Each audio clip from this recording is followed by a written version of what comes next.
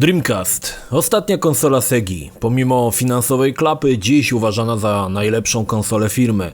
Wciąż cieszy się sporą popularnością wśród fanów retro. Dreamcast wyprzedzał swoje czasy o kilka długości, jednak nie wytrzymał konkurencji PlayStation 2, która pozamiatała na rynku konsolowym. Czy losy Segi Dreamcast mogły potoczyć się inaczej?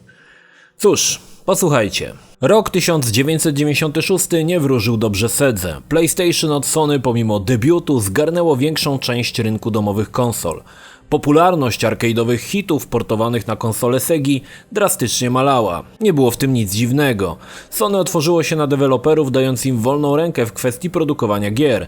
Dzięki temu hity jak Final Fantasy VII, Tomb Raider, Tekken, Metal Gear Solid zjednały sobie graczy na całym świecie. Sony triumfowało. Bernie Stolar, który przejął stanowisko CEO w Sedze, rozumiał, że hardware Saturna był kiepski. Przegapili moment przejścia gier w erę produkcji 3D i to się teraz mściło.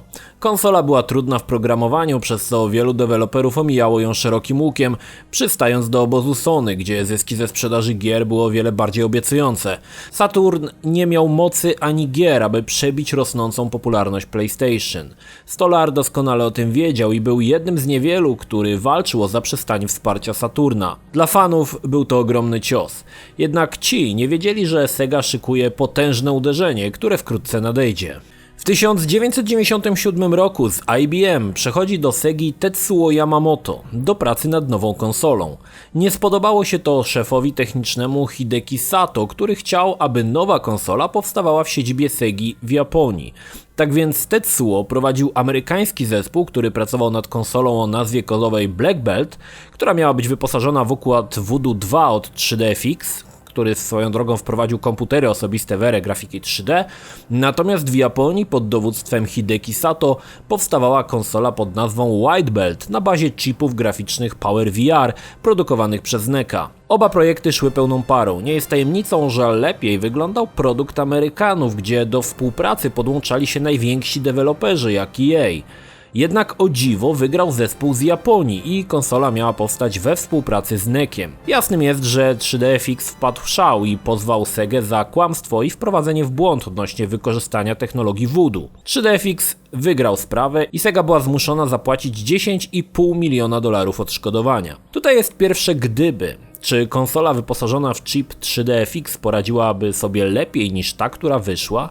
To jedynie gdybanie, jednak należy pamiętać, że Voodoo było bardzo silną marką na rynku PC-towym. Większość gier wykorzystywała chipy 3DFX, których obsługa w grach PC-towych była w zasadzie priorytetem. PowerVR nigdy nie zdobył takiej popularności, a ich karty były uważane za wolniejsze, słabsze i mniej kompatybilne. Z drugiej jednak strony 3DFX dziś nie istnieje. Natomiast chipsety PowerVR wciąż się rozwijają w naszych telefonach, chociażby w Apple.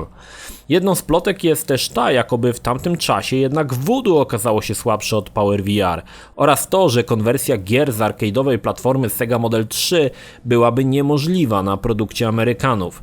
Niemniej konsola zapowiadała się potężnie, na tyle, że najnowsze maszyny arcade wyposażone w płytę główną nazwaną Naomi wykorzystywały hardware Dreamcasta. Przy tym gry na tych automatach prezentowały się naprawdę fenomenalnie. Wybór chipsetu PowerVR miał jeszcze dość poważne konsekwencje.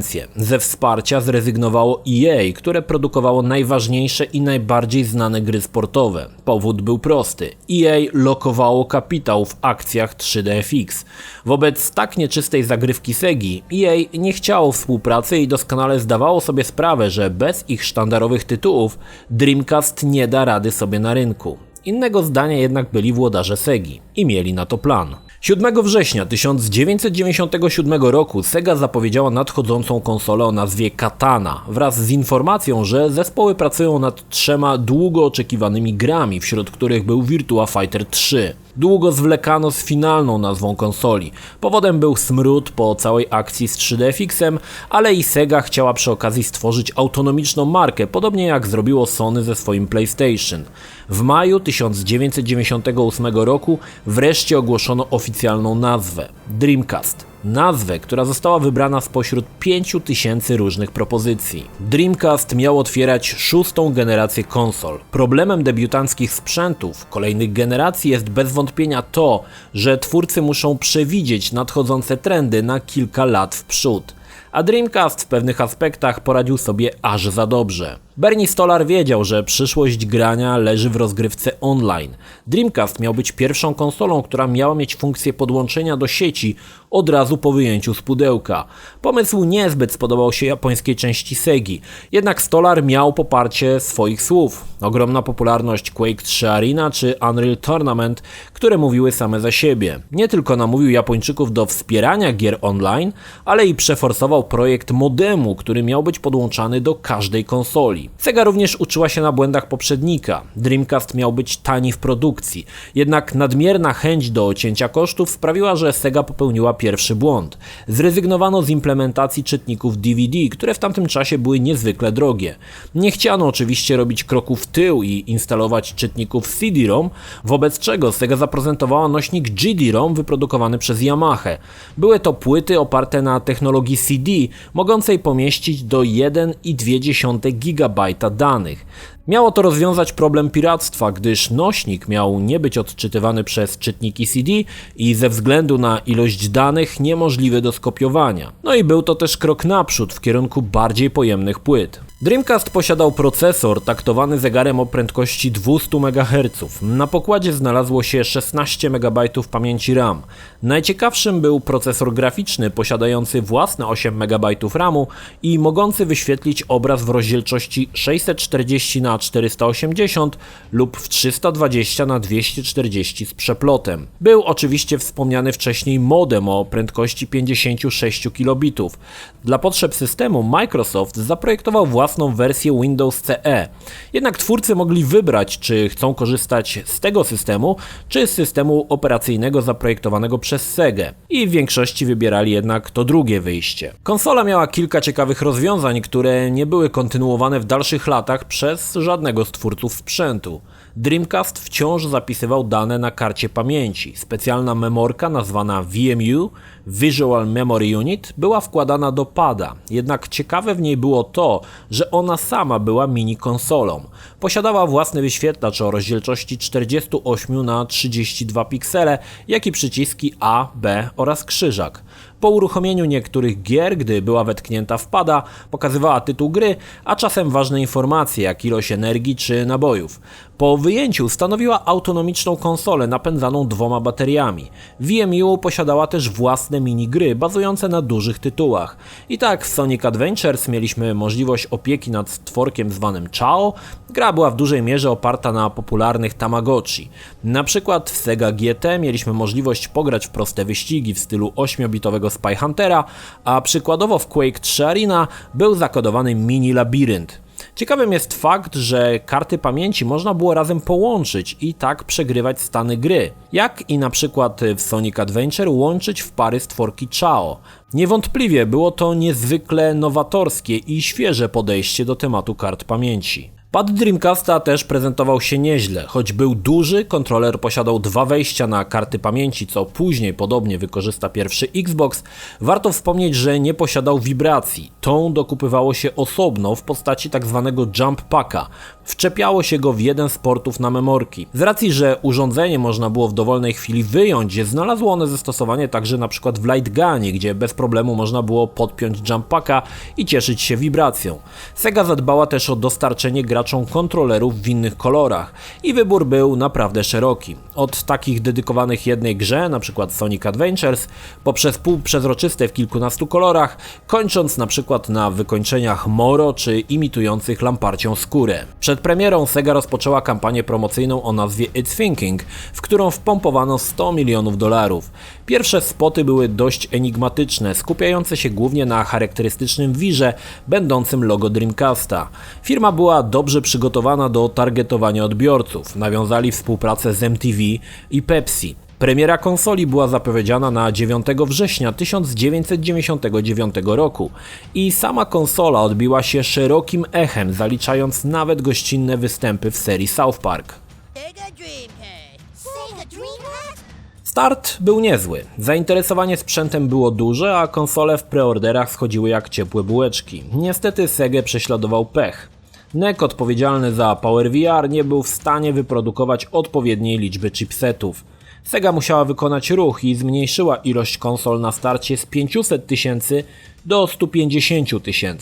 Na domiar złego oczekiwane gry także zaliczyły obsuwę. Na starcie nie pokazał się ani Sonic Adventure, ani Sega Rally Championship 2.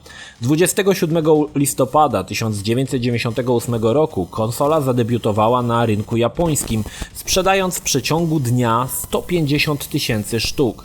Tytuły startowe były kiepskie. Nawet oczekiwany Virtua Fighter 3 Team Battle nie dorastał oryginałowi z maszyn arcade, a i tak była to najlepsza gra, jaką Sega dostarczyła na premierę. Pozostałe tytuły, Godzilla Generations i Pen Pen Tricelons, były co najwyżej ponurym żartem i nie warto o nich wspominać.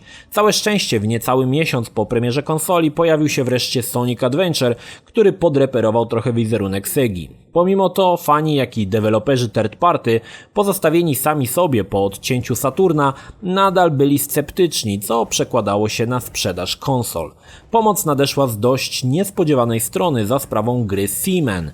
W zasadzie ciężko nazwać to grą. Był to program, w którym hodowaliśmy gadającą rybę, która przechodziła ewolucję. Gra była sprzedawana z mikrofonem, przez który gracz porozumiewał się ze stworzeniem. Był to dość zaawansowany kawałek software'u, obsługujący m.in. rozpoznawanie mowy. Aplikacja była dziwna, ale może dzięki temu spotkała się aż z tak optymistycznym przyjęciem w Japonii. Dość powiedzieć, że popularność gry była tak duża, że Sega zdecydowała się wydać specjalną wersję konsoli dedykowaną Seamanowi w krwisto-czerwonym kolorze. Ciekawie rozwiązano sprawę połączenia internetowego. Była to usługa SegaNet, przez którą gracze łączyli się za pomocą konsoli z internetem. Dość powiedzieć, że w Japonii ilość użytkowników korzystających z tych usług liczyła około 750 000. O ile granie w gry online było darmowe, o tyle usługa internetu była nadal dość droga i wolna. Przypominam, że działo się to po łączu telefonicznym o maksymalnej prędkości 56 kilobitów. Koszt korzystania z internetu wynosił $22 miesięcznie. Później w ramach bonusu gracze dostawali np. 50 godzin darmowego internetu. Premiera w Stanach była o wiele lepiej przygotowana niż ta w Japonii. Na miejsce CEO Segi wskoczył Peter Moore, którego możecie później kojarzyć z konferencji Microsoftu i gier EA. Na premierę amerykańscy gracze dostali 17 tytułów. Obowiązkowo pakiet gier sportowych, Mortal Kombat Gold, Soul Calibur, Sonic Adventure, Power Stone. To wystarczyło. Konsola pobiła rekordy sprzedażowe nie tylko konsol, ale wszystkich sprzętów rozrywkowych. To jednak coś znaczyło. Pamiętacie problemy z EA? Wszak konsola bez popularnych gier sportowych nie mogłaby istnieć, ale Bernie Stolar i na to znalazł sposób. Za $10 milionów wykupił Visual Concept, która rozpoczęła pracę nad tytułami sportowymi. I co ciekawsze, udało im się to. Wielu uważa, że w tamtym czasie produkcje od Visual Concepts biły na głowę te wypuszczone przez EA. Wszystkie gry ukazały się pod nazwą 2K, a więc NBA 2K, NHL 2K i najbardziej istotny dla amerykańskich odbiorców NFL 2K. Kolejnym ważnym elementem były bijatyki. Po fenomenalnych wynikach sprzedażowych i ogromnej popularności serii Tekken, Sega wiedziała, że jest to kolejny kluczowy element, a kto robił lepsze bijatyki niż Namco. Jednak ta nie chciała się zgodzić na przeportowanie Tekkena, wszak był to flagowy tytuł PlayStation. W zamian zaoferowali wtedy średnio popularnego Soul Edge'a. Zmieniono nazwę na Soul Calibur, a gra okazała się tak dużym sukcesem, że po wersji Dreamcastowej bijatyka dołączyła do sztandarowych gier Namco, nie mniej ważnych niż Tekken. Jednak Dreamcast nadal potrzebował hitów i to takich pierwszoligowych, które mogły stanąć w szranki z Final Fantasy VII czy innymi grami, które zdefiniowały pierwsze PlayStation. Jednak na to gracze musieli jeszcze poczekać. Zamiast tego pojawiały się świetne konwersje z automatów arcade. Crazy Taxi, Dynamite Deka czy naprawdę fenomenalny Virtua Tennis, który przyciągał przed ekrany graczy, którzy zupełnie nie interesowali się tym sportem. Od Capcomu nadjechały Capcom vs SNK i Marvel vs Capcom, dwie mocarne bijatyki łączące wojowników z dwóch różnych światów. Oprócz tego Street Fighter 3. Jednym z najciekawszych momentów było ukazanie się Resident Evil Code Veronica, gry z serii, która była jednoznacznie kojarzona z PlayStation. Oczywiście później zostanie ona przeportowana na pozostałe konsole, jednak według wielu ta z Dreamcasta była najlepsza. Dalej jest jeszcze Jet Set Radio. Była jedną z pierwszych gier, w której pokazano grafikę cel shadingową. Sam pomysł był niezły, jeżdżenie na rolkach, robienie trików i malowanie graffiti. Miało to w sobie coś z Tonego Hawka, jednak to świetnie zaprojektowana grafika robiła robotę. To właśnie ta gra zyskała jedne z najwyższych not recenzentów i do dziś dzień pozostaje ekskluzywem konsoli Dreamcast. Nie zabrakło niezłych RPGów. Phantasy Star czy Grandia 2 wyglądały nieźle. Pełne 3D, ładne postaci, wszystko było na miejscu, jednak do magii serii Final Fantasy trochę zabrakło. Jednak największy as w rękawie Segi miał dopiero nadejść. Yu Suzuki dał Sedze niezapomniane i kultowe gry. Hang-On, Outrun, Virtua Fighter to bez wątpienia tytuły, które gdzieś się przewinęły u niemal każdego gracza. Yu postanowił spróbować coś innego. Zamiast robić kolejne gry arcade, skupić się na epickiej historii, jakiej świat jeszcze nie widział. Shenmue powstawał jeszcze w epoce Saturna. Przeniesienie go na Dreamcasta dało Suzukiemu możliwość wyeksponowania tego, co chciał stworzyć. Żywego świata, w którym Ryo Hazuki poszukuje mordercy swojego ojca. Gra, której koszt wynosił wtedy rekordowe $80 milionów, zachwycała. Nie tylko dojrzałą opowieścią, ale żyjącym, pełnym ludzi światem, którzy żyli własnym życiem i reagowali na zmieniające się pory dnia. Ilość możliwości, jakie zostały wtłoczone w Shenmue, była niesamowita. Niewątpliwie była to gra, która miała zdefiniować szóstą generację konsol. Sega radziła sobie naprawdę nieźle, jednak wszystko miało się zmienić po 1 marca 1999 roku. Wtedy to Sony zapowiedziało PlayStation 2. Uwaga graczy szybko zaczęła się zwracać ku konsoli Sony, a ta miała kilka asów w rękawie. Jednym z nich był bez wątpienia czytnik DVD, który w tamtym czasie był jeszcze dość nowym i drogim sprzętem. PlayStation przygotowało się na potężne uderzenie w graczy. W tym samym roku na Tokyo Games Show pokazano demo Gran Turismo i Tekken Tag Tournament. I faktycznie było na co popatrzeć. Sprzedaż Dreamcasta zaczynała słabnąć. Dodatkowym ciosem były plotki o Microsoftie, który także chciał się włączyć do gry z własną konsolą. Gwoździem do trumny były problemy finansowe Segi, która w tamtym czasie nie miała szans rywalizować z kampanią marketingową Sony. Mimo to wciąż jeszcze było kilka hitów do wydania. Shenmue 2 kontynuował historię tam, gdzie zostawiła ją część pierwsza. Tym razem jednak zamiast małego miasteczka w Japonii dostawaliśmy dzielnicę Hongkongu. W myśl zasady więcej, ładniej, lepiej, Shenmue przewyższał swojego poprzednika niemal w każdym calu. Samba de Amigo była jedną z wielu gier rytmicznych, jednak z tą różnicą, że tutaj do gry używaliśmy specjalnych marakasów. Dalej Sonic Adventure 2, który był ostatnim ogromnym hitem Dreamcasta i sprzedawał się nieźle, choć gracze bardzo różnie przyjmowali 3 gameplayowo różne style rozgrywki. Niestety gracze dość szybko zdali sobie sprawę, że Sega popełnia podobny błąd jak przy Saturnie. Dreamcast był wciąż konsolą pełną hitów z maszyn arcade, które wystarczały na kilka godzin. Perełki jak Shenmue czy Code Veronica były jednostkowe. I tutaj dochodzimy do ciekawego wydarzenia. We wrześniu 2000 roku Peter Moore i Charles Belfield napisali raport nazwany Manifesto of the Future. W nim stwierdzili jasno, że po roku 2000 Sega nie ma szans istnieć na rynku hardware'owym i proponowali przejście wyłącznie na rynek software'u. Musiał być to niezły szok dla włodarzy Segi. Z jednej strony fenomenalny start konsoli, z drugiej stwierdzenie, że konkurowanie z nadchodzącym PlayStation 2 nie ma najmniejszego sensu. Moore doskonale wiedział, co się święci. Gracze dojrzewali, chcieli bardziej dorosłych gier. Sonic nie mógł konkurować z Grand Theft Auto 3. Grupie docelowej graczy przybywało lat. Inną sprawą były problemy finansowe. Według słów Moore'a po ogłoszeniu tych rewelacji, zarząd Segi bez słowa wstał i wyszedł. Jak niewiele się pomylił Moore, wszyscy mogli się przekonać już 31 stycznia 2001 roku, kiedy Sega obwieściła koniec produkcji Dreamcasta. Zaledwie po 19 miesiącach od premiery. Jednak zanim to się stało, tuż po premierze Sony, Sega wiedziała, że na hardware'ze już kokosów nie zbije. Siłą nadal mogły być gry, coś o czym Moore właśnie mówił. I tutaj na Dreamcasta spadł kolejny potężny kryzys. Podczas projektowania konsoli twórcy popełnili błąd, dając możliwość uruchamiania na Dreamcastie płyt CD-R. Wierzyli oczywiście w to, że GD-ROM nie będzie możliwy do skopiowania, jednak dali możliwość uruchamiania zwykłych płyt, np. z nagraną muzyką. Miało się to na nich okrutnie zemścić. Zjawisko piractwa nie było niczym nowym na konsolach, zmagało się z tym Sony i była to tylko kwestia czasu, aż dopadnie Dreamcasta. Szybko okazało się, że gry można było wypalać na płytach CD i uruchamiać je bez potrzebnych chipów i przeróbek. Jak jednak radzono sobie z zamieszczeniem ponad 1 GB danych na zwykłej płycie CD? Grupa Echelon, specjalizująca się w piraceniu gier na Dreamcasta, przerabiała gry, zmniejszając jakość dźwięku, np. w Shenmue, w taki sposób, że gra mieściła się na standardowym nośniku CD.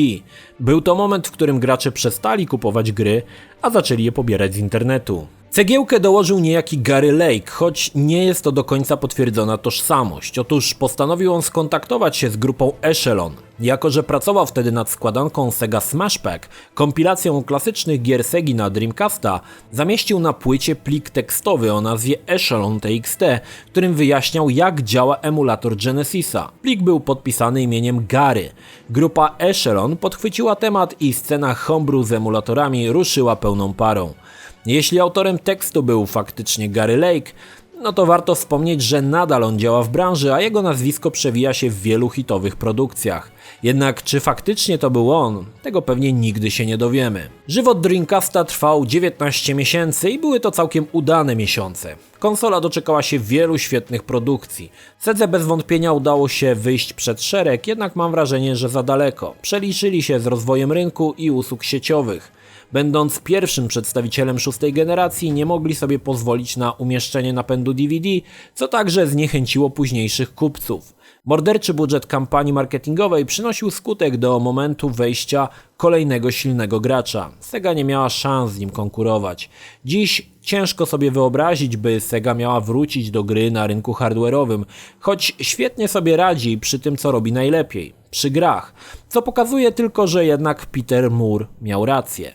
To dzięki Sedze dostajemy Segę Yakuzy, która jest spuścizną po Shenmue, dalej kolejne niestety już co najwyżej popłuczyny po Sonicu, które pojawiają się dość regularnie, ale raczej marne szanse, aby niebieski ponaddźwiękowy jeż odzyskał swój dawny blask. Sega wydaje też sporo ciekawych tytułów. Alien Isolation, Bayonetta czy seria Total War to gry, o których słyszał niemal każdy gracz. Jednak to Dreamcast, ostatnia konsola Segi, dla wielu pozostanie ich największym dokonaniem. Trudno się dziwić, to nadal fajny sprzęt, a dziś w dobie powracającego retro coraz więcej osób decyduje się na kupno Dreamcasta. Szkoda, że tak późno.